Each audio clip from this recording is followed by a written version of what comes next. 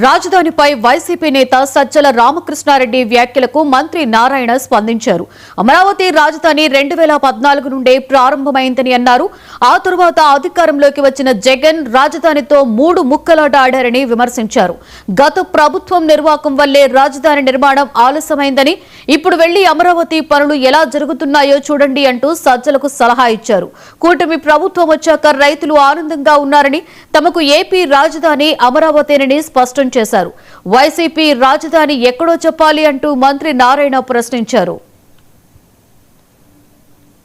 Amaravati capital సిటీలో జరిగే వర్కులు చూడండి.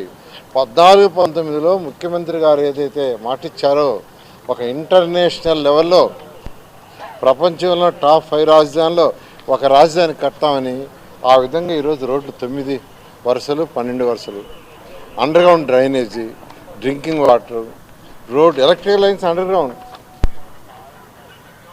Telephone cables underground, everything international స్టాండర్డ్లో ఎంతో వేగవంతంగా జరుగుతుంది.